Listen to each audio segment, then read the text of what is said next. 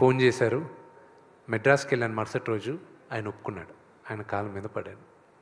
ఇది చాలామందికి తెలియదు కూడా, అర్జునుడు తపస్సు చేసి పాశుపత అస్త్రాన్ని తీసుకునింది మన విజయవాడ కేలాద్రి, అక్కడ కిరాతార్జున యుద్ధం జరిగింది మన విజయవాడ ప్రాంతంలోనే.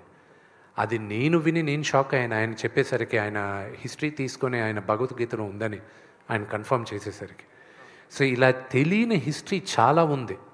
మన ఊర్లో జరిగింది, నేను షాక్. విజయవాడలో జరిగింది ఈ ఎపిసోడ్ అని. మహాభారతం కిరాటార్జున యుద్ధం.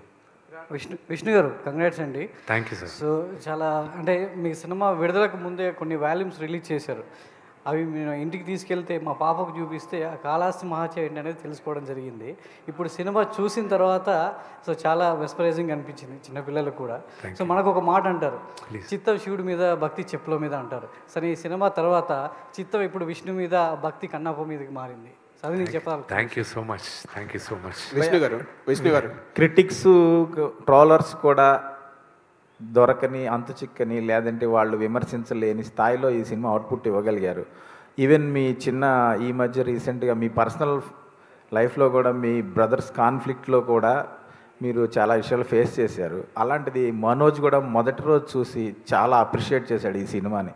దాని పట్ల మీ reaction? I just want to thank everybody. సినిమా చూసి అప్రిషియేట్ చేసిన ప్రతి ఒక్కరికి my sincere thank you. Vishnu గారు, కంగ్రాట్స్ అండి మీకు, మీ టీంకి. సక్సెస్, బిగ్ సక్సెస్, మంచి కంటెంట్. మీరు ఓటీటీ కూడా